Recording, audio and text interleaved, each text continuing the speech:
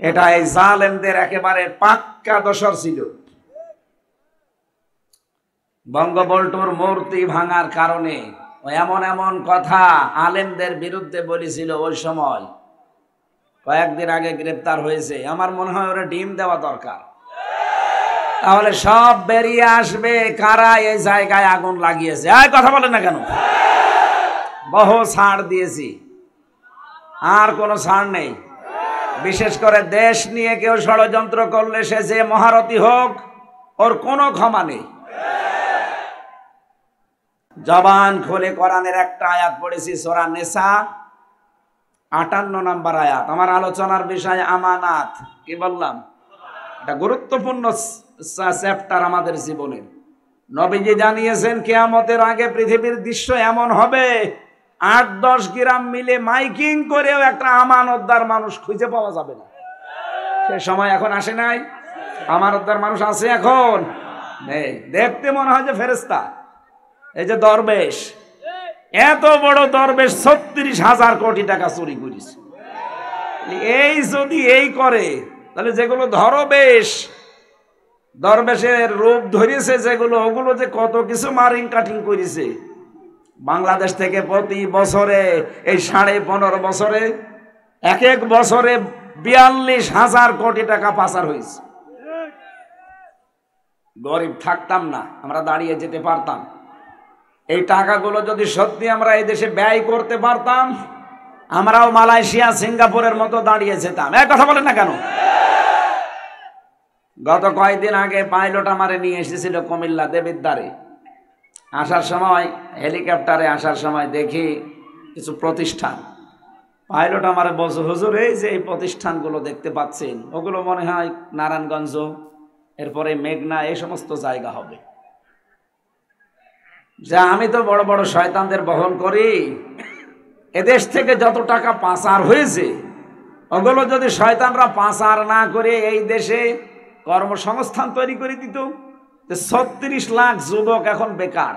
এই মানুষগুলো সৌদি আরবে গিয়ে রাস্তা ছাড় দেওয়া লাগতো না। তারা নিজেরাও আজ থাকতে পারল না, টাকাগুলো পাচার করে দেশ থেকে সব পাচার করে দিল। এই দেশ এখন এত ঋণ, এক একজন মানুষের মাথার উপরে জন্ম নিলেই তার মাথার উপরে 1,10,000 টাকা ঋণ। অথচ যারা বিশ্বাস করে এতদিন মানুষ কন্যা বলতাম, সে যাবার সময় একটা কথা মানুষকে কিচ্ছু বলে নাই। খালি পাইলটকে বলেছিল যে 14টা সুটকেস, এটা উঠেছে? বলে হ্যাঁ, চলো। আপনি মানুষ,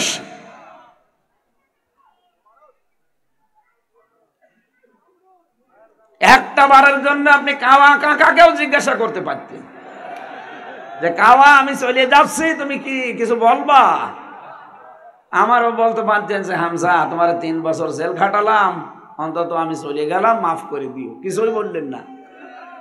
আপনি তো মাফও পেলেন না, চলে গেলেন। টাকাগুলো নিয়ে এখন তো ভালোই খাচ্ছেন। আমরা কি করব? আজকে জয় এবং ওনার বোনের মেয়ে টিউলিপ, তাদের 2 জনের ফেরিস্তি বেরিয়েছে, সব বের হবে। শেখ পরিবার এই দেশে যা ক্ষতি করেছে, কিয়ামত পর্যন্ত এত ক্ষতি কেউ করতে পারবে না। খালি তারেক জিয়া আর বেগম জিয়া, এদের 2 জনের নামে উল্টাপাল্টা মিথ্যা ছড়িয়েছে। যেই কয় কোটি টাকার জন্য তাদের এই 8 বছর 7 বছর 6 বছর জেল খাটান, ওই টাকা তো কয়েক গুণ বেশি হয়ে গেছে। তার তো পুরস্কার দেওয়া দরকার। আরো একটা বিধবা মেয়ে লোক, তার স্বামী নেই, তার ছেলেটা মারা গেছে, আর তার বাড়ি থেকে আপনি এক কাপড়ে বের করে দিলেন। আপনিও একজন মহিলা, আপনি মানুষ। আবার মানুষ কন্যা সেজেছে। জানোয়ার বললেও জানোয়ারের মনে হয় অপমান হবে। বেনামাজি এই মানুষগুলোকে যদি কুকুরের সাথে কেউ তুলনা করে, কুকুর বলে না আমার সম্মান হানি হচ্ছে। হ্যাঁ, বেনামাজি যারা, ওদেরকে যদি বলে এগুলা কুকুর, বেনামাজি বলে ওই কুকুর পর্যন্ত রাগে যাবে। আমারে আপনি বেনামাজির সাথে তুলনা দেবেন না, কারণ আমি ওর মতো অত বড় নেমো খারাপ না। আমি একটা হাড় খেলেও হাড়ের শুকরিয়া আদায় করি মালিকের, যে মালিককে সারা রাত পাহারা দেয়। আর ওরে বীর্য থেকে শুরু করে হামজা পর্যন্ত বানিয়েছে ওই আল্লাহ, ওরে সেজদা পর্যন্ত দেয় না, ওর মতো নাফরমান দুনিয়ায় আছে? আমি মুসলমানদের কাছে স্বাভাবিকভাবে নামাজের কথা আর রোজার কথা বলি না, কারণ নামাজ যদি মুসলমান না পড়ে ও তো আর মুসলমান থাকে না। থাকে? একটা কাফের আর মুসলমানের ভেতরে পার্থক্যই নামাজ।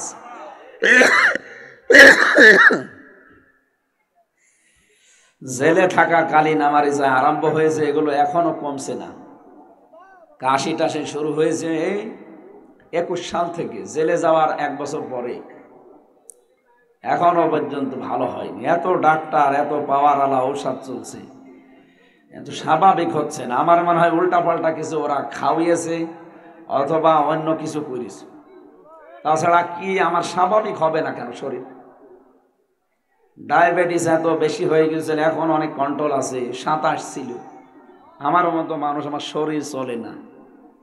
ডায়াবেটিস কত দিকেছেন? 27, 19। সেদিন রংপুরে তো মাথা ঘুরে পড়েই গিয়েছিলাম। আমি জানি না যে এখানে কেউ আছে কিনা। আমার মনে হয় আল্লাহ বাঁচিয়ে দিয়েছে। আমার মাথার এই সাইডে রক্ত জমি আছে, এখনো আমি স্বাভাবিক না। তারপরও আপনাদের শুধু এই ভালোবাসার কারণে জোর জোর করে আপনারা নিয়ে আসেন।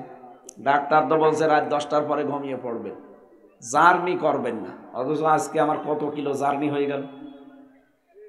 আবার কালকে যদি ফের কুষ্টিয়া যাওয়া লাগে, আমার জীবন থাকবে?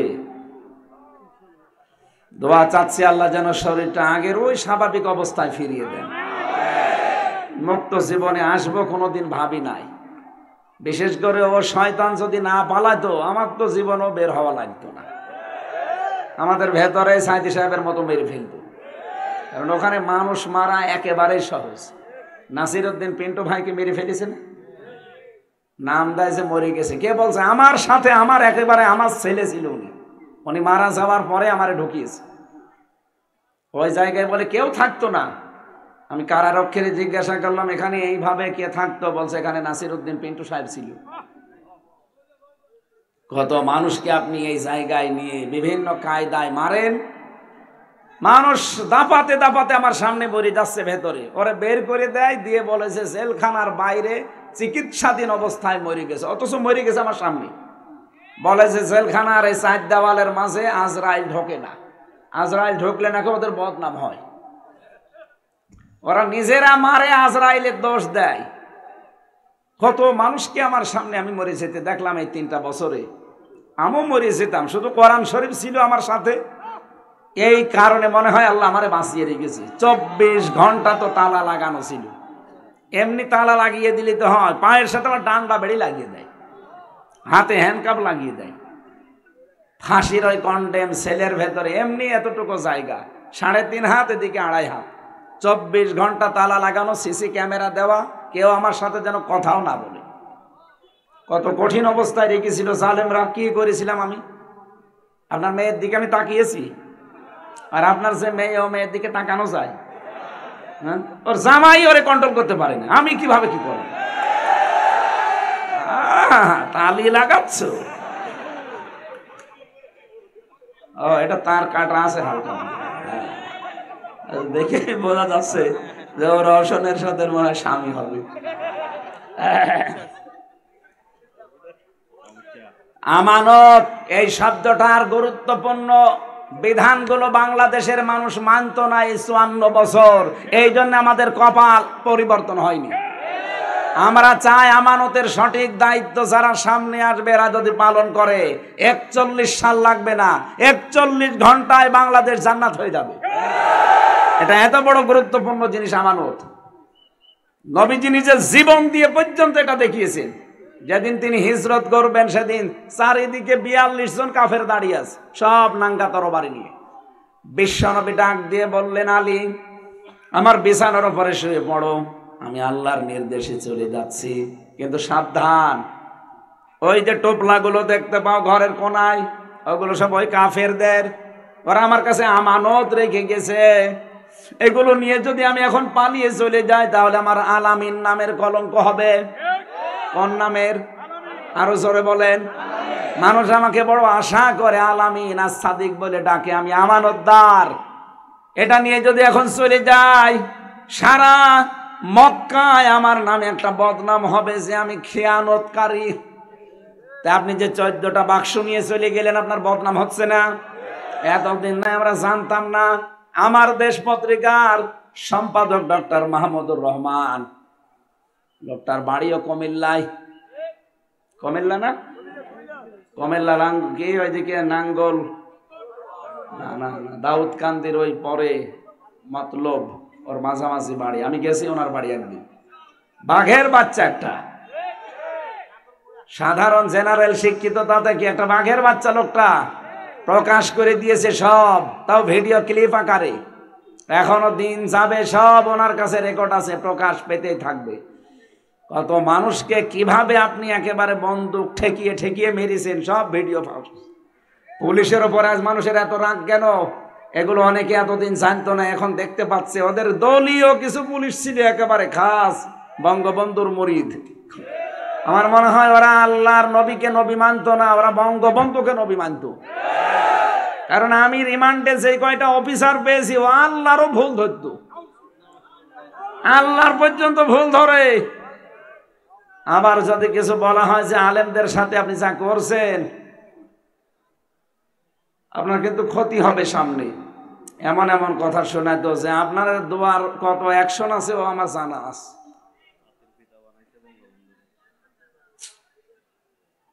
সম্মানিত ভাইরা, এখানে এই যেগুলো এখন প্রমাণ আছে, প্রমাণ একেবারে সাক্ষ্য দেখা যাচ্ছে। 71 সালের নাম দিয়ে আপনি চেতনার নাম দিয়ে হাজারো মানুষকে দুনিয়া থেকে বিদায় করে দিয়েছেন। বিশেষ করে জামাত ইসলামের যাদের বিদায় করে দিলেন, সব সোনা সাক্ষীর উপরে। জন্ম নিয়েছে 75-এ, সাক্ষী দিয়েছে 71-এ। আর এখন গণহত্যার দায়ে 275টা মামলা আপনার নামে। এগুলো একটা সাক্ষীও শোনা না, সব দেখা সাক্ষী আমরা। এক কথা বলেন না কেন? সাক্ষী সব দেখা না? আরো তো ভিডিও ফুটেজ সব আছে, যা যা করেছেন সব এখন প্রমাণ হয়ে গেছে। আর আয়না ঘরের সাক্ষী তো আমি নিজে, ওর নিচে পর্যন্ত সুড়ঙ্গ পথ আছে। আপনি আয়না ঘর যেগুলো বাংলাদেশে বিগ বিগ বড় বড়, আমি তো মিনিটাই ছিলাম, বড় বড় যেগুলো দেখবেন ওর সাথে ভারতের সাথে সুড়ঙ্গ পথ করা আছে ওর নিচ দিয়ে। যারা ছিল ওখান থেকে এসে ছেলে আমাকে বলেছে যে এখানে আপনি খোঁজ খবর নিতে বলবেন, দেখবেন ওখানে সুড়ঙ্গ পথ করা আছে। আর পথটা মাটির নিচ দিয়ে তার কাটার ভেতর দিয়ে একেবারে নিচে যেয়ে উঠেছে ভারতে। আপনি কিছু করবেন, এখান থেকে এই যে বিএনপির সালাউদ্দিন আহমেদকে পাঠিয়ে দিয়েছিল আল্লাহর ওলিরে, দেখ লোকটার কপালে হায়াত ছিল বলে আবার ফিরে এসেছে, নয়তো ইলিয়াস আলীর মতো উনিও আল্লাহ রাস্তায় চলে যেত। আমার মনে হয় মিনি আয়না ঘরে আমি সেই কয়েকদিনই ছিলাম, আমি শুনতাম যে ইলিয়াস আলী বিএনপির ওই নেতা বেঁচে আছে, কিন্তু শয়তানরা তার পরপরই মেরে ফেলেছে। এত বড় নিকৃষ্ট কাজ আপনারা করতেন, একটা ইলিয়াস আলী তৈরি করতে, একটা সালাউদ্দিন আহমেদ তৈরি করতে দেশের কত টাকা কত ঘাম ঝরেছে মানুষের, আপনি জানেন? 57টা বিডিআর অফিসার মেরে ফেললেন। আজকে একটা অফিসার তৈরি করে দেখেন তো এরকম দেশপ্রেমিক। যেগুলো বানিয়েছেন সবই তো 5 আটা কোট্টার মতো, যা বলতো দাদারা তাই করতো। আমরা চাই না বাইরের কোন দেশ আমাদের উপরে প্রভু হয়ে দায়িত্ব পালন করুক, বন্ধু হোক। আমরা বন্ধুত্ব চাই, প্রভুত্ব চাই না। এই কথা বলেন না কেন? বাঙালি জাতি, মুসলিম জাতি আমরা, আমাদের ভেতরে আর কিছু না থাক, মনুষ্যত্ব আছে, ব্যক্তিত্ব আছে। কারো খবরদারি আমরা কখনো মানি নাই, আমরা মানবো না। মুসলমান আত্মসমর্পণ করতে পারে প্রতিবেশীর কাছে না, মুসলমান আত্মসমর্পণ করতে পারে আল্লাহর কাছে। এক কথা বলেন। কুমিল্লাবাসী নবীজি আলী রাদিয়াল্লাহু তাআলা আনহুকে বলেছিলেন, সাবধান, 3 দিন পরে মদিনায় আমার সাথে দেখা করবা, আমানতের দায়িত্বটা সঠিকভাবে পৌঁছিয়ে দেবা। হযরতে আলী বলেন, নবীজি যখন চলে গেলেন, ওই লোকরা সকালবেলা 42 জন একসাথে তরবারি নিয়ে এসে, কেউ বলছে এই তো মোহাম্মদ শুয়ে আছে চৌকির উপরে। যেহেতু চাদর দিয়ে ঢেকেছিলাম আমি, এক একজন এক এক কথা বলে, বলে এই তো ঢাকা আছে, একজন বলে কোপ দে, আরেকজন বলে দাঁড়ান আর একটু পরে। হাতের কাছে যখন পেয়েই গেছি, এখন কোপ দেওয়ার দরকার নেই, সময় মতো কোপ দেওয়া যাবে, আগে চাদরটা তুলে মুখ দেখে কোপ দেই। হযরতে আলী বলেন, আমি শুনছিলাম সব কথাগুলো, চিন্তা করছিলাম এখন যদি আমি মুখ বের করি ওরা আমাকে এক্ষুনি মেরে ফেলবে, আমি একটু ধস্তাধস্তি করি ওদের সাথে, চাদর আমি ছাড়বো না, যতক্ষণ ওরা আমার চাদর নিয়ে টানাটানি করবে, ধস্তাধস্তি করবে, অতক্ষণ সময় আমার নবী মদিনার দিকে 2 কদম এগিয়ে যাবে। বাংলার মুসলমানেরা নবীকে 2 কদম একটু নিরাপদে এগিয়ে দেওয়ার জন্য নিজের জীবনকে বিপন্ন করছে। সেই নবীর আদর্শ এখন পড়ে আছে, কি করেন আপনি তার জন্যে? সেই নবীর আদর্শকে বাংলাদেশে পৌঁছিয়ে দেওয়ার জন্য, কায়েম করার জন্য কি চেষ্টা করেছেন আপনি বলেন তো? তার আদর্শকে দুনিয়ায় প্রতিষ্ঠা করার জন্য কি ভূমিকা আছে? আপনি যে হযরতে আলী রাদিয়াল্লাহু তাআলা আনহুর কথা শুনলেন, তিনি মরণের বিছানায় শুয়ে আছে, তারপরও নবী যেন একটু এগিয়ে যায়, এই জন্য শক্ত করে আছে যে ধস্তাধস্তি করুক, সময় কেটে যাক। আমরা যদি প্রত্যেকে এখান থেকে শিক্ষা নিতে পারতাম, বাংলাদেশে বিশ্বনবীর আদর্শ কায়েম হয়ে যেত। আমার কথার অর্থ বোঝেন? হ্যাঁ। শেষ পর্যন্ত আমি ছেড়ে দিলাম, মনে মনে ভাবলাম ওরা যদি আমাকে 1 কোপ দিয়ে আন্দাজে মেরে ফেলে তাহলে খুঁজতে বের হয়ে যাবে নবীকে, নবী তো এখনো বেশি দূর যেতে পারেনি, এই জন্য আমি ছেড়ে দিলাম। আমার তো মনে হচ্ছিল ওরা 42 জন ধরে টানছিল, সারা দুনিয়ার কাফেররাও যদি আমার চাদর ধরে টান দিত খুলতে পারতো না। কি একটা অদৃশ্য শক্তি আমার এই 2 হাতের ভেতরে আল্লাহ দিয়েছিলেন, আমি শুধু ধরেছিলাম, ওরা খুলতে পারেনি। শেষ পর্যন্ত ছেড়ে দিয়ে আমারে দেখে ওরা আশ্চর্য হয়ে গেছে। তো নেতার ছেলে, ওনার বাপ কি ছিল? আবু তালেব। উনি নেতা ছিলেন, নেতার ছেলে এখানে কি করেন? মোহাম্মদ কোথায়? বলছে উনি এখানে নেই। কোথায় আছে আমি বলবো না। ওরা সব বের হয়ে গেল ছেড়ে দিয়ে। উনি বললেন, এই দাঁড়ান, কোথায় যান? আপনাদের এই যে টোপলাগুলো দেখতে পাচ্ছেন, নিজের বাবাকে, নিজের মাকে, নিজের নেতাকে তো বিশ্বাস করেন না, রেখে গিয়েছিলেন আলামিনের কাছে। এই দেখেন সেই টোপলাগুলো, উনি নিয়ে চলে যায়নি। এটা যার যার নাম লেখা আছে আমাকে দায়িত্ব দিয়েছে, এগুলো যেন আমানতটা পৌঁছিয়ে দেয়। এই যে নিয়ে যান, যার যার জিনিস নিয়ে যান। আমার যতটুকু বিশ্বাস এবং যতটুকু বাস্তবতায় ধারণা, এদেশে যারা একামতে দিনের দায়িত্ব পালন করতে চায়, যারা ইসলাম এদেশে কায়েম করতে চায়, এই মানুষগুলো জমিনের দায়িত্ব পেলে ঠিক জমিনটা ওই রকম হয়ে যাবে। যার যার সম্পদ তার কাছে পৌঁছিয়ে দিয়ে আসবে বাড়ি থেকে। দরকার হয় কাঁধে বস্তা নিয়ে, বোঝা নিয়ে বাড়িতে পৌঁছিয়ে দিয়ে আসবে। এইটাই তো নেতাদের আদর্শ। আমরা এরকম নেতা দেখতে চাই।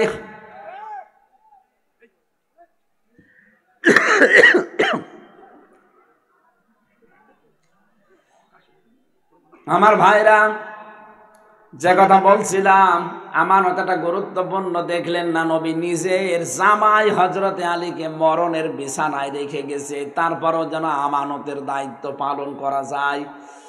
বাংলাদেশে আমরা যাই দায়িত্বে আসবো সামনে, 1628টা চেয়ার আছে এই দেশে। কয়টা? এই যে এই চেয়ার না,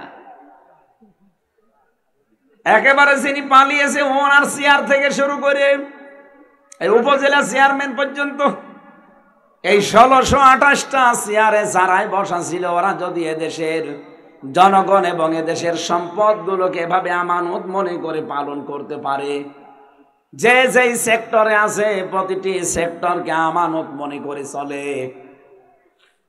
দেশটা দাঁড়াতে খুব বেশি দিন সময় লাগবে না। বিশ্বে আমরা রোল মডেল হয়ে যাব ইনশাআল্লাহ।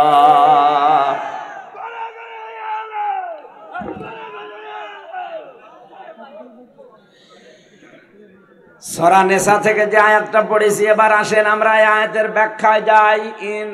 ইন্নাল্লাহা ইয়া'মুরুকুম আন তু'আদ্দুল আমানাতি ইলা আহলিহা অবশ্যই আল্লাহ তোমাদেরকে নির্দেশ দিচ্ছেন, তোমাকে না, তোমাদের সবাইকে। এখানে শুধু মুসলমানদের কথা বলা হয়নি। ইয়ামুরুকুম, কুম এটা জমির বহুবচন।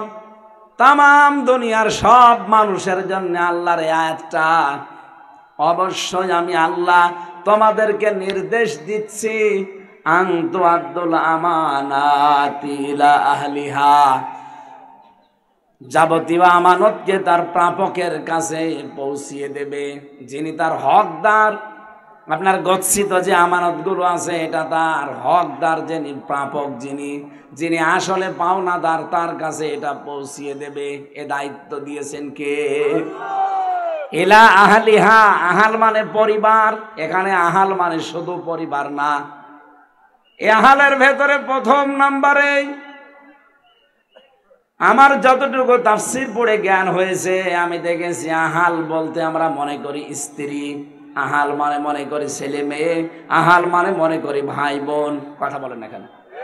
তাহলে আমরা এখান থেকে যদি শুরু করতে চাই, আমার সবচাইতে নিকটবর্তী আহাল আমার স্ত্রী, আমার ছেলে মেয়ে, আমার বোন, আমার ভাই, আমার চাচা, আমার ফুফু। বাংলাদেশে বহু হাজী সাহেবকে আমি দেখি, এ মানুষগুলো হজ করতে যায় ঠিক, কিন্তু জমি জায়গা ভাগ করে বউকে, মেয়েকে, ফুফুকে, বোনকে, এদেরকে দেওয়ার সময় তখন টাল্টি বাল্টি করে। আর অনেকে হাদিস বানিয়ে নিয়েছে যে শুধু মাঠের জমি বোনকে দেওয়া লাগবে, আর বাকিটা দেওয়ার দরকার নেই, আপনি জাহান্নামে যাবেন।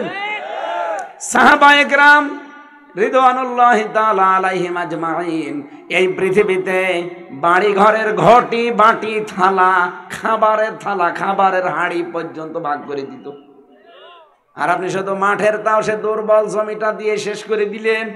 আবার ফতোয়া দেয় যে বোন সবই নিয়ে নিবা, কোনোদিন কি আসবা না। ওরে শয়তান, আসবা না মানে? ওকে তোর জিনিস নিচ্ছে, তো আল্লাহর নির্দেশিত জিনিসগুলো নিয়ে যাচ্ছে। তোমার নিজের আরো দায়িত্ব, আমানতটা আমি পৌঁছিয়ে দেই। এখানে যারা পৌঁছানোর ব্যাপারে গড়িমসি করেন, ফাঁকিবাজি করেন, আপনার নামাজ, রোজা, হজ সব মাঠে মারা যাচ্ছে, কিচ্ছু কবুল হবে না। কারণ এই আয়াতটা কিয়ামতে আপনার বিরুদ্ধে অবস্থান নেবে। এভাবে একটা দুইটা করে আমি প্রায় 27টা আমানতের ব্যাখ্যা পেয়েছি তাফসিরে। আসল বিষয়টা আমার কাছে মনে হয়েছে, আমানত মানে একজনকে সাপোর্ট করা, ভোট দেওয়া, রায় দেওয়া। ভোটের কথা, রায়ের কথা এই জন্য বলছি কারণ পরের শব্দ ওয়াইদা হাকামতুম বাইনান নাসি আন তাহকুমু বিল আদলি, অবশ্যই যখন তোমরা বিচার করবা, মানুষের মাঝে রায় দিবা, তখন তোমরা ন্যায় বিচার করবা। ও ভাইরা, ক্ষমতা না থাকলে ন্যায় বিচার করা যায়? বলেন বলেন। বাংলাদেশে আজ যারা বলেন সৎ কাজের আদেশ, অসৎ কাজে নিষেধ, যে তাবলিগ জামাত যারা করে এরা করে না। ওরা হয়তো অনুরোধ করতে পারে, কিন্তু আদেশ করার ক্ষমতা ওদের নেই। বলেন, এদেশে এখন যারা অন্তত রাষ্ট্রীয় ক্ষমতায় যারা আছে, এরা যতটুকু বা আদেশ করতে পারে, এদেশে তাবলিগ জামাতের, জামাত ইসলামের সরমনার, খেলাফত মজলিসের হেফাজতের সর্বোচ্চ দায়িত্বে থেকেও সে আদেশ করতে পারে না। পারবে? কারণ তার কাছে আইন নেই, ক্ষমতা নেই। এখানে ক্ষমতায় যারা যেতে চায়, সে জিনিসের মাধ্যমে যেতে চায়। এই জিনিসটার নামই আপনি তাফসিরে মারিফুল কোরআনে আছে। এখানে ভয়কাট্য ভোট লেখা আছে। যারা ভোটের নাম শুনলেই মনে করেন এ আবার দুনিয়াদারির কথা বলে। আরে বাবা, আপনি কি বেশি বোঝেন আল্লামা শফির চাইতে কোরআন? মারিফুল কোরআন তাফসির যিনি লিখেছেন, তিনি আমানত এই বহু বচনের ব্যাখ্যায় লিখেছেন, আমানত মানে ভোট। এখানে সামনে যেহেতু সুযোগ আসতেছে, এই আমানতটা দুনিয়ার কাজ মনে যেখানে সেখানে দেবেন না। যে প্রাপক, যে প্রাপ্য, যে লোকটা আসলে হকদার, তাকে আপনি দেবেন। ও যদি আপনার বাবা নাও হয় তাও দেবেন, কারণ ওই লোকটা ভোট পেয়ে, ক্ষমতা পেয়ে যদি সংসদে নামাজের আইন পাশ করতে পারে, যত মানুষ এই দেশে নামাজ পড়বে, আপনার একটা ভোটের কারণে 18 কোটি মানুষের সেজদার সওয়াব আপনি পেয়ে যাবেন। এটা আমি বানালাম না, সূরা নিসা 85 নম্বর আয়াতে আছে, মাইয়াশফা শাফাআতান হাসানাতাই ইয়াকুল্লাহু নাসীবুম মিনহা ইলা আখিরি আয়াত। দুনিয়ায় কেউ যদি সুপারিশ করে, ভোট দেয়, রায় দেয়, সমর্থন জানায়, পেছনে থাকে কোনো ভালো কাজের, ওই লোকটা আপনার রায় পেয়ে, ক্ষমতা পেয়ে যদি ভালো কাজ করে সওয়াব পায়, আপনি শুধু সমর্থন দিয়ে ওই সওয়াব পাবেন। ওই লোকটা আপনার ভোট পেয়ে, ক্ষমতা পেয়ে যদি মদের আইন জারি করে, জেনার আইন জারি করে, আপনি জীবনে জেনা না করেও জেনার গোনা নিয়ে কিয়ামতে উঠবেন। এজন্য এরকম পাগলামি সামনে আমরা করব না। বলেন করব? যে যা প্রাপক, আসল প্রাপক যেটা, তার কাছে পৌঁছিয়ে দেবেন। হযরতে ওসমান ইবনে তালহা রাদিয়াল্লাহু তাআলা আনহু, তার কাছে নবীজি মক্কা বিজয়ের পরে কাবার চাবি হাতে তুলে দিয়েছিলেন, বলেছিলেন কিয়ামত পর্যন্ত তোমার বংশধরদের কাছে চাবি থাকবে, কারণ তোমরা এর প্রাপক, এর আসল মালিক তোমরা। একটা চাবির ক্ষেত্রে যদি এতটুকু উদারতা নবীজি দেখাতে পারেন, কত বিষয় আমাদের সামনে আমানত পড়ে আছে। এই আমানতগুলো যদি প্রত্যেকটা এখান থেকে শিক্ষা নিয়ে আমরা বাস্তবে রূপ দিতে পারতাম, এ দেশটা আমার মনে হয় একটা মিনি জান্নাত হয়ে যেত। আমরা টের পাচ্ছি না যে আমানত আসলে কি। খালি টাকা পয়সা রাখায় আমানত না, কথা পর্যন্ত আপনার কাছে আমানত। এলেম একটা আমানত। যতটুকু এলেম শিখেছেন, ওই এলেম অনুযায়ী দুনিয়াতে আমল করা, মানুষের কাছে পৌঁছিয়ে দেওয়া। কথা বলেন না কেন? যদিও নবীজি চারটা বিষয়কে মুনাফিকের আলামত বলতে গিয়ে 3 নম্বরে আমানতের কথা জানিয়েছেন। আয়াতুল মুনাফিকি সালাসা, ইযা হাদ্দাসা কাযাবা, ওয়া ইযা ওয়াদা আখলাফা, ওয়া ইযা আতুমিনা খান। মুনাফিক তো ওই লোকটা যে কথা বললেই মিথ্যা কথা বলে, ওয়াদা করলে খেলাফ করে, আর আমানত রাখলে খেয়ে ফেলে, খেয়ানত করে, আর ঝগড়া হলেই খালি গালি দেয়। কত মুরব্বী মানুষকে দেখা যায় যুবক ছেলে মেয়ের সামনে তার মাকে গালি দিচ্ছে। এরকম মুরব্বী নেই? এজন্য আমরা সব দিক থেকে খেয়াল করে আমানতটা জীবনে বাস্তবায়ন করব। স্বামী তার স্ত্রীর জন্য আমানত, স্ত্রী তার স্বামীর জন্য আমানত। কথা বলেন না কেন? অথচ পারিবারিক জীবনে আমানতের দায়িত্ব পালন নেই। এজন্য হাজারো স্বামী পরকীয়া প্রেম করে, হাজারো স্ত্রী 1 সন্তান 2 সন্তান নিয়েই বেরিয়ে চলে যাচ্ছে। আমানতটা বুঝতে হবে। যেহেতু আমানত বহু বচনের শব্দটা, লক্ষ লক্ষ কথা আছে এর ভেতরে। তাফসিরে ফি জিলালিল কোরআন আর মারিফুল কোরআন, এই দুইটা একটু বেশি করে দেখবেন আয়াতের সম্পর্কে। সারাদিন যেহেতু গাড়িতে খাবারও খাইনি, আমি এসে একটু খালি বই লিখেছিলাম জেলে থাকাকালীন, ওই কারারক্ষীদের কাছে কলম খাতা নিয়ে। বাইরে এসে পাবলিশ করেছি, তার ভেতরে এখানে 3টা, 8টা লিখেছিলাম, বাইরে 5টা, জেলে 2টা। জেলের ভেতরে যে এইটা দাম্পত্য সমস্যা এবং তার সমাধান। বহু মানুষ শুধু মহিলার কারণে জেল খাটতেছে। এটা আমি মনে করি ওদেরকে, এটা নারীদের জন্য, ওদেরকে পড়াবেন। আপনার মেয়ে হোক, বউ হোক, ফুফু হোক, বোন হোক, ওদের পড়াবেন পুরাটা। আর একটা আছে, এটা শুধুমাত্র পুরুষদের জন্য, দাম্পত্য সমাধান এবং তার সমস্যা কিভাবে তৈরি হয় ওইটা। আর এটা আমি আল্লাহর সৃষ্টি নিয়ে লিখেছি। মঞ্চে যদি থাকে এখান থেকে নিয়ে যাবেন। আমার যেহেতু আর একটা অনুষ্ঠান আছে, তো ওদেরও এরকম বড় আয়োজন। আমি আজকের মতো বিদায় নিচ্ছি। দোয়া চেয়ে দোয়া করি। আল্লাহুম্মা আমিন। লা হাওলা ওয়ালা কুওয়াতা ইল্লা বিল্লাহিল আলিয়্যিল আযীম। আল্লাহুম্মা গফিরলি ওয়ারহামনি ওয়াহদিনি ওয়াফিনি ওয়ারযুকনি ইয়া রাব্বাল আলামিন। আল্লাহ তাআলা, চাতক পাখির মতো বসে বসে তোমার কোরআনের কথাগুলো আমরা শুনছিলাম, যতটুকু শুনেছি আমল করার তৌফিক দাও। এ মাহফিলের আয়োজন করতে গিয়ে যারা শ্রম দিয়েছে এদেরকে কবুল করে নাও। যত যুবক দেখলাম এই মাহফিলের জন্য কাজ করছে, আল্লাহ যুবকদেরকে আর কোনো অন্যায় পথে তুমি ফেলে দিও না। মরণ পর্যন্ত এই মানুষগুলোকে কোরআনের ওপরে ঠিক। শিক্ষক মরহুম মাস্টার আব্দুল আওয়ালের ছেলে রিয়াদ বাহরাইন প্রবেশী বাবার জন্য দোয়া চেয়ে টাকা পাঠিয়েছে।